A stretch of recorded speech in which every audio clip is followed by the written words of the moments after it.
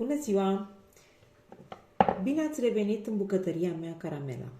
Astăzi voi pregăti o ciorbă de pasăre, o ciorbă mai bine zis țărănească, și vom avea nevoie de ingrediente. Vom avea nevoie de ardei, păstări, dar verzi și congelate, chiar și ardeiul este congelat.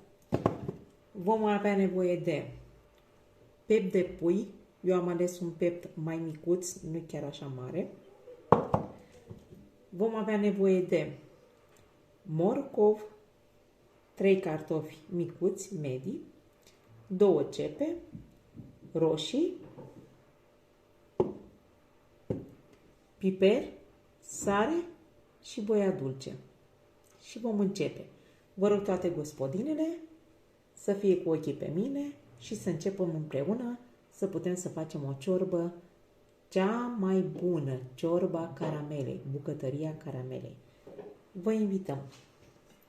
Vom începe cu ceapa.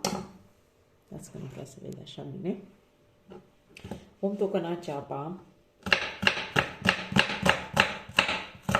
Puteți pune și ceapă albă, galbenă. Eu am avut roșie și am pus această ceapă. Nu e nicio problemă. Puteți să puneți de câte aveți, numai ceapă să fie. Da. Și va ieși cea mai bună ciorbă. Așa o fac eu, nu știu cum o faceți voi, gospodinele mele,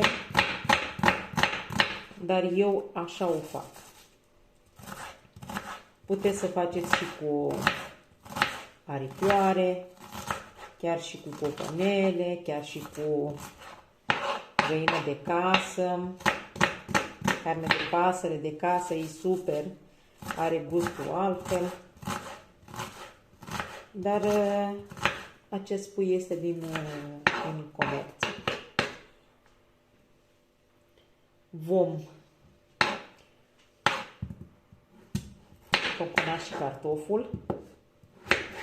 Acum, cum vă place, în cubulețe, mai mari, mai mici, cum doriți dumneavoastră, cum vă place și cum îi place la familie.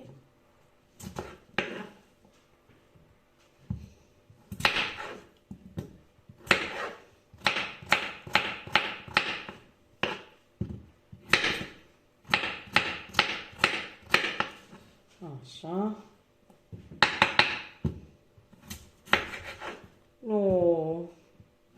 Nu prea încărcați ciorba. La urmă, când este gata, puteți să o faceți cu ou, să o deregeți cu ou sau cu smântânică, dar eu am zis că ar fi mai bine să o direct cu un ouț. E mai bine așa. Tăiem și roșiile.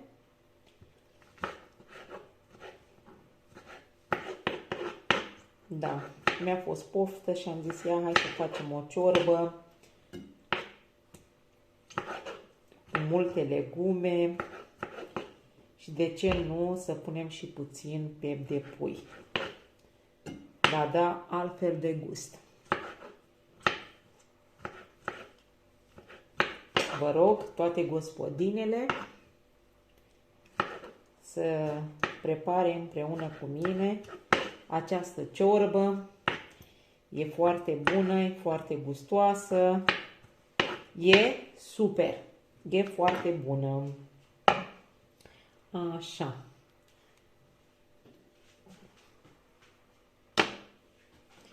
Vom adăuga, vom pune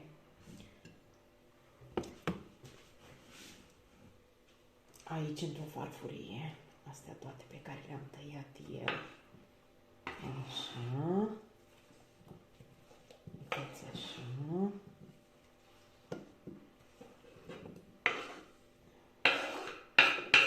Și mai ales la urmă, când ea este gata, Eu am avut ardei congelați. Nu am avut ardei proaspăt. Dar nu e nicio problemă. Vom lua ardei, îi vom cocona și pe ei, așa, chiar dacă ei sunt mai măricei, nu e nicio problemă. Merge.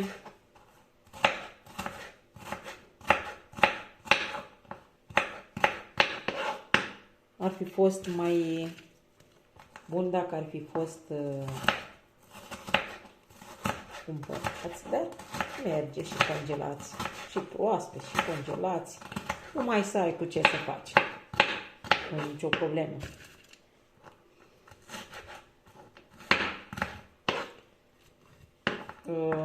Dacă aș fi avut, mie îmi place să pun și leuștean și mărar, să fi avut un leuștean verde, dar nu am. Momentan nu sunt acasă, sunt plecată în altă țară împreună cu soțul la muncă. Dacă aș fi fost acasă, v-am spus și de la început, am și câteva păstăi din astea vesturi congelate care va merge în ciorbică. Le tocănești pe acestea. Și cum vă zic, dacă aș fi fost acasă, cu mărar verde, cu pătrunjel verde, are și super. Dar e bine și așa. Aici nu este, unde suntem noi, nu este leuștean verde. Pătrunjel, alte lucruri, nu-mi plac. Nu prea îmi plac mie legumele aici. Nu știu de ce. Da, nu prea au gust așa. Nu sunt care ale noastre, mai ales acasă, făcute în țară. Să le iei din grădina ta, să le culegi, să le conservezi, e altceva. Da. Vreau să-mi scrieți în comentarii dacă v-a plăcut sau dacă o faceți, să-mi spuneți dacă a ieșit bună și gustoasă. Toate gospodinile împreună cu mine.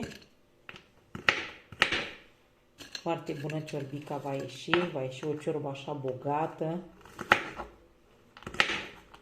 bună.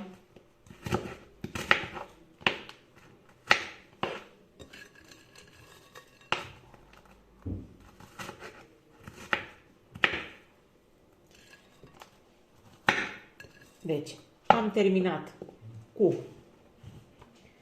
ceapa, ardeul și păstăile. Am tocănat și cartoful, și roșia, și morcovul. După vom spăla bine pieptul de pui.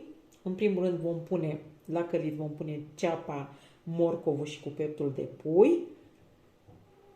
Le vom căli, după aia adăugăm apa. După un clocot vom pune cartoful și restul legumelor. Revenim. Am revenit. Acum vom tăia pieptul de pui.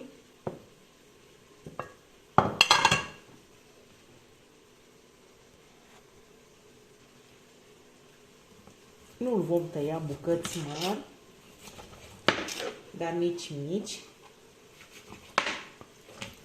În stilul acesta, uitați, e super. Așa. Vom adăuga și pieptul de pui în compoziție. Pieptul de pui l-am adăugat. Îl vom lăsa puțin să omogenizeze cu legumele respective și după aia vom pune apă pentru a fierbe. Când legumele sunt fierte respective, când pieptul de pui este fiert, mai binișor, atunci vom adăuga păstăile și cu restul legumelor, pentru că ele se fac mai repede. Revenim. Am continuat. Vom continua. Uitați, ciorbă. începe să fiarbă. Iar eu mă pregătesc să vă arăt. Uitați aici. Am mai adăugat boia dulce, piper, mărar uscat, cimr uscat, leuștean uscat și cam atât. Vom introduce și restul legumelor.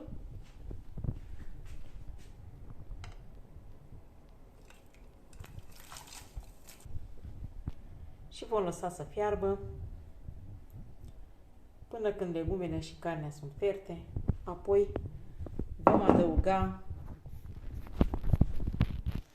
vom adăuga borș acru.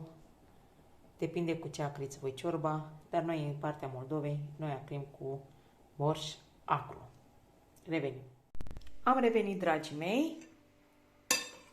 Aceasta este ciorba pe care am făcut-o. E super delicioasă, foarte bună la gust, o culoare super. Vă doresc poftă bună și poftim la masă. Să aveți o zi frumoasă și binecuvântată.